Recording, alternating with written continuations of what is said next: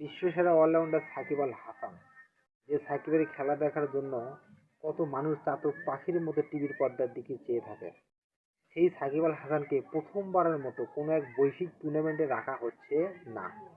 এটা শুধু বাংলাদেশের জন্য যে খারাপ তা না, এটা প্রত্যেকটা ক্রিকেট প্রেমী যারা আছে তাদের জন্য কিন্তু একটা খারাপ। একটা রাজনৈতিক কারণে এরকম একটা প্লেয়ারকে দলে রাখা হচ্ছে না, এটা কিন্তু চারটিখানি কথা না। সাকিব আল হাসান, এটা অন্য কেউ হলে মেনে নেওয়া যেত। সেই সাকিব আল হাসানের কারণে আজকে বাংলাদেশ চ্যাম্পিয়ন ট্রফিতে খেলার সুযোগ পেয়েছে, অথচ তাকেই রাখা হলো না। একটা কথা আছে, যে গাড়ে তাল সে খায় পাল। তো সাকিবের হচ্ছে এই অবস্থা।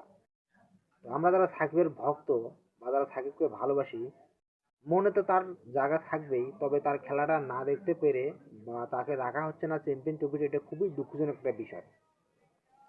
কি বলবো, এখানে বলার কোনো ভাষা নেই।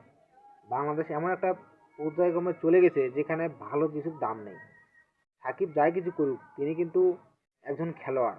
তিনি একজন বাংলাদেশের অন্যতম একজন সেরা খেলোয়াড়। তিনি একজন বাংলাদেশের নাগরিক। তিনি বাংলাদেশে একটা ভালো একটা জায়গায় নিয়ে গেছে। তিনি পুরো 17 বছর ধরে বাংলাদেশের হয়ে খেলতেছে এবং অন্যরকম একজন লেভেলের খেলোয়াড়। প্রথমবারের মতো তাকে রাখা হচ্ছে না। কি বলবো, হয়তো বা তার ক্যারিয়ারটা এভাবে শেষ হয়ে গেল। কমেন্ট সেকশনে অবশ্যই আপনারা আপনার মতামত জানাবেন। সবাইকে ধন্যবাদ।